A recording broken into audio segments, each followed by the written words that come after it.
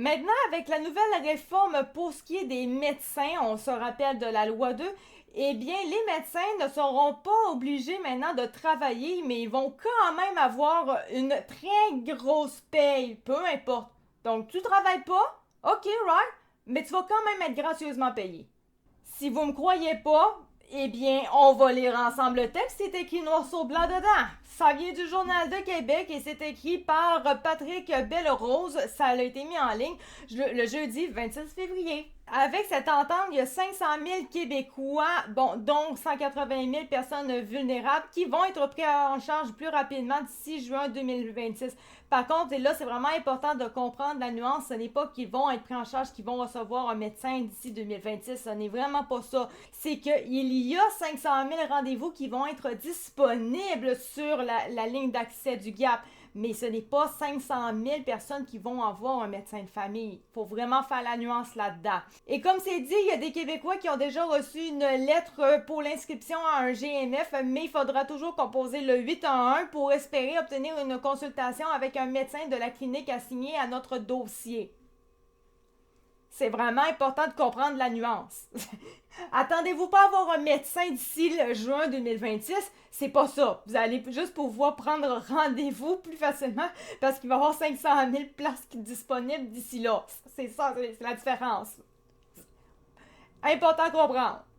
Maintenant, quelque chose qui est un petit peu moins cocasse. Maintenant, les médecins vont avoir un salaire même s'ils n'ont pas travaillé. C'est un petit peu spécial. Avec le nouveau mode de rémunération basé sur la prise en charge plutôt que la visite, un médecin pourra être payé sans même rencontrer le patient.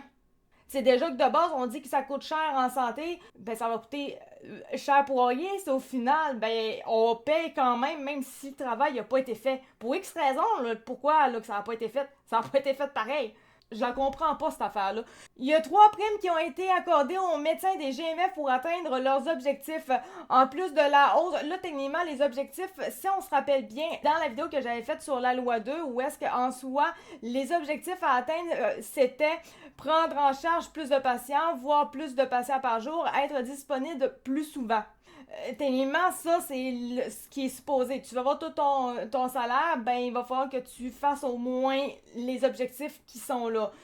Mais on dirait que là, ça a un petit peu changé. En fait, ils ont plus de bénéfices encore qu'avant, peu importe si l'objectif n'est pas atteint.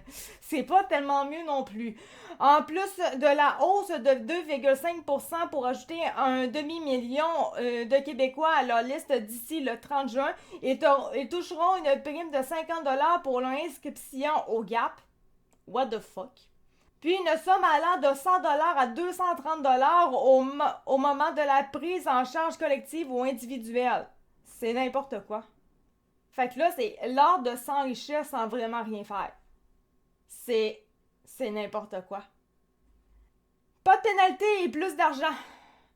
Même si les détails restent à négocier, l'accord sur la table est beaucoup moins ambitieux que la réforme annoncée l'an dernier. Les pénalités de 25% imposées aux médecins qui n'atteignent pas leur cible de performance ont été abandonnées.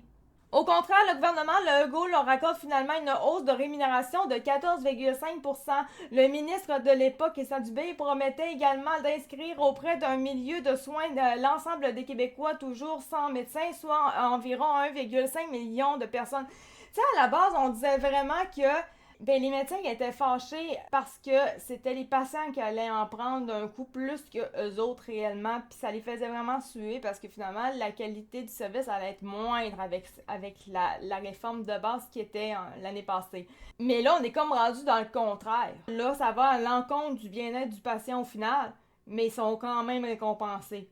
Puis ils sont bien d'accord avec ça à date. Je la comprends pas. Tu sais, il y a toujours la fameuse expression de dire l'argent mène le monde. Si t'as bien de l'argent qui rentre, au final, tu vas être content pareil parce que t'as de l'argent pour tes intérêts. Là, c'est un peu ça.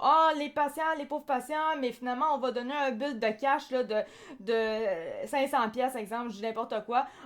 Finalement, c'est pas grave, les patients, merci beaucoup, je leur le prends, bye.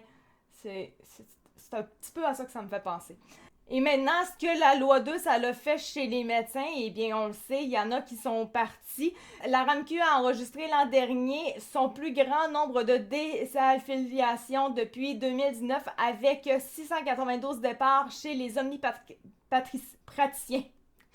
Au moins une cinquantaine d'entre eux ont été embauchés en Ontario ou au Nouveau-Brunswick, rapportait récemment Radio-Canada. Fait que c'est ça, ça me laisse un petit peu perplexe cette affaire-là, sincèrement. Je ne comprends pas.